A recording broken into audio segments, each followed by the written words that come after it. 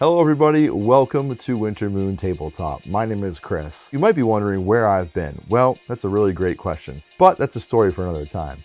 Today I'm excited to be christening this brand new content creation space, which I'm so thankful for and proud of. And I thought it would be great to fittingly christen it with a unboxing video. Now, an unboxing video is not something that I normally do on my channel, but I put out an unboxing video sometime last year for the Dead by Daylight Collector's Edition as part of an experimental video, and it's one of the best performing videos on my channel. So I thought, why not take the opportunity to open a brand new game that just came in from Kickstarter today in the mail. This is called Lore. Lore is a beautiful looking game. It's by Campfire Games. I backed it because it looked amazing. I also knew some of the people that were working on it, and I couldn't resist. We're gonna take this box open and see what's inside. I need a knife.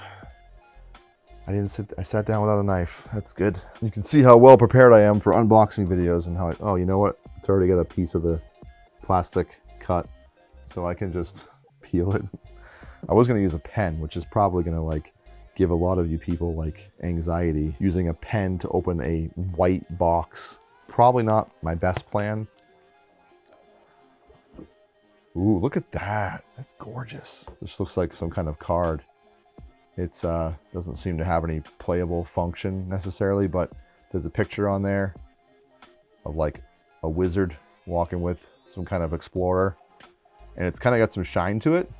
Makes it really nice. It's an art card of some sort. Really cool.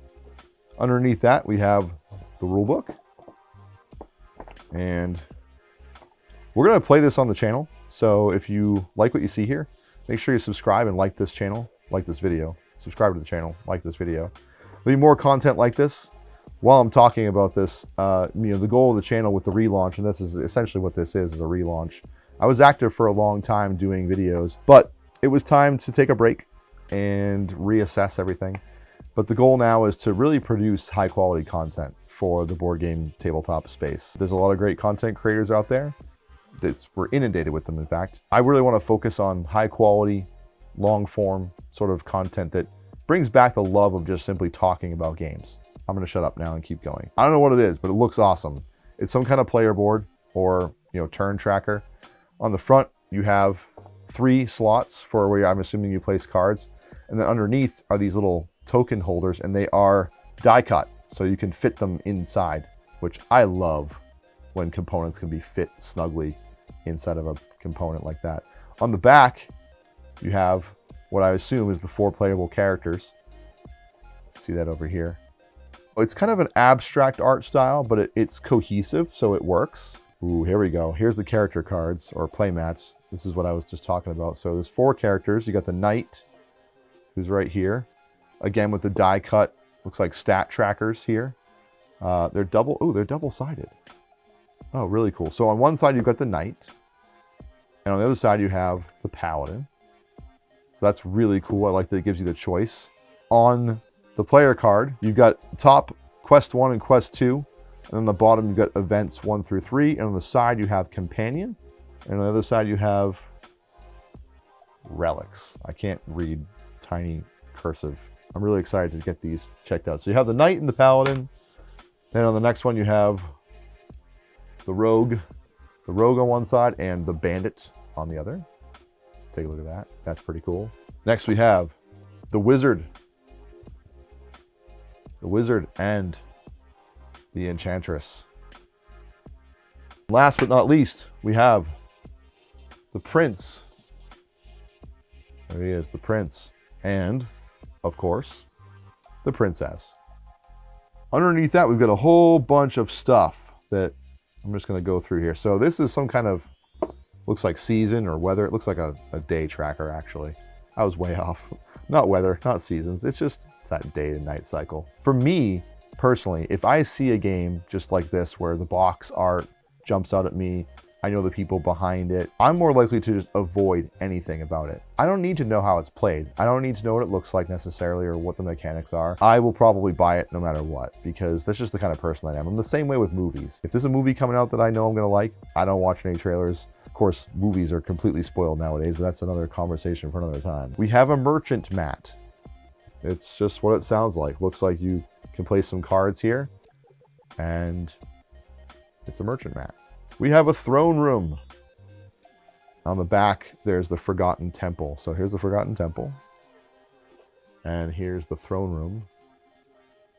The art reminds me of something from like a classic Super Nintendo game or Sega game. I love it. It's bringing me back to that like 90s video game vibe. And I think that's one of the reasons that it jumped out to me.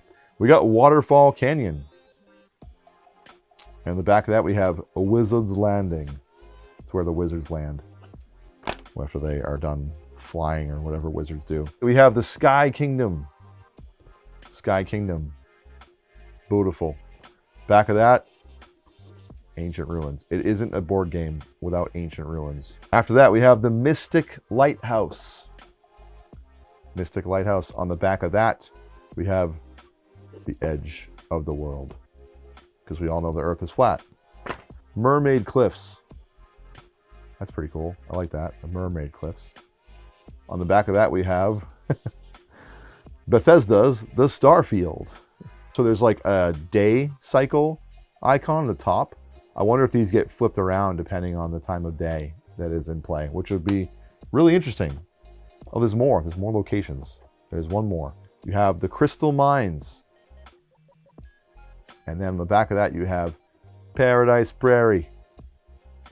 Paradise Prairie. Look at this. We have some cool stuff in here. We got some cards, which I think I have to open, right? Isn't that part of the unboxing? I feel like as a board gamer, you should have just like one long fingernail that you can just always have available to slice open packs of cards or open baggies. Of course, I opened it and bent the corner of the card. Don't let me around your components. Let me just tell you that. This is why I can't have nice things. So here we've got a bunch of cards.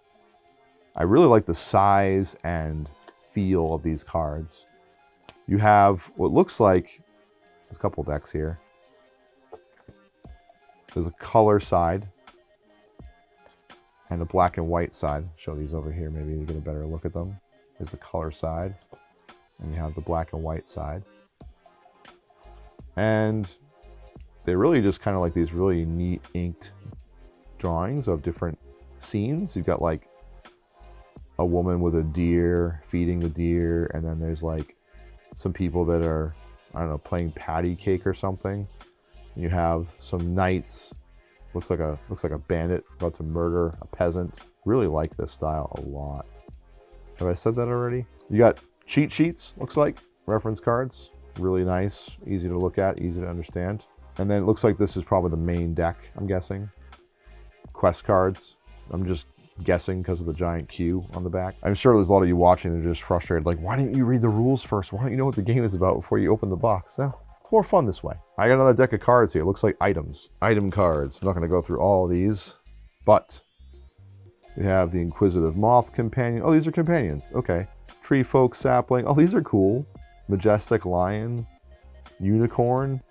I don't know. I 100% want this Inquisitive Moth. Look at this guy. I don't know how well you can see that on camera, but I'll try to zoom in so you can see it. Another deck of cards. This one I'm definitely not going to open. They're just like ability cards. Pretty straightforward. We've got some cubes.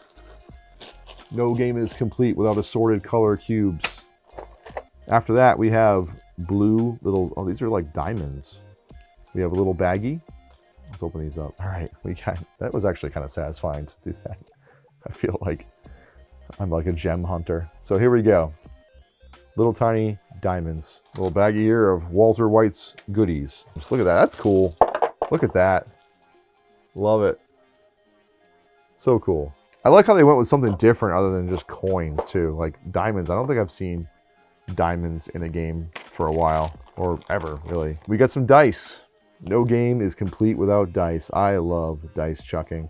I know that's a very polarizing subject. Some people hate dice. I love dice.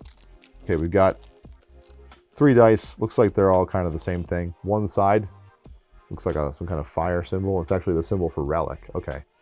So you got one side, which is the symbol for relic, and the other sides are symbols for diamonds. Got some baggies, some extra baggies, which, to be honest, I'm not sure what I would put in these.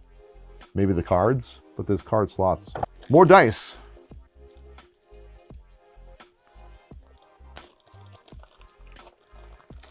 These are just, looks like colored dice. Looks like they match up with the character traits. And last, but certainly not least, we have the character meeples. Let's open these bad boys up. We have silica gel. And I'm guessing this is the knight or the paladin. The red one. Over there. That right there. We have this white one, which maybe is the wizard? Or no, this might be like the first player marker, actually, because there's 3 more. I'm guessing this is the first player marker. Yeah, we're going to go with that. Then I have the yellow one, which is the prince or the princess. Looks like a crown of some sort. The rogue or the bandit, which is just like a boot meeple. It's like a little, it's hard to tell. Kind of a weird design, but it's like a boot stepping on a rock. And then we have the wizard, which is a crystal ball. There you go. That's Lore by Campfire Games. We're going to have a playthrough on the channel soon. We're going to do all kinds of quality board game and tabletop gaming content here on this channel. So if you like what you see here, please subscribe and consider liking this video if you think I deserved it, to help me be able to continue making videos like this. Thank you so much for watching. My name is Chris, and I'll see you next time.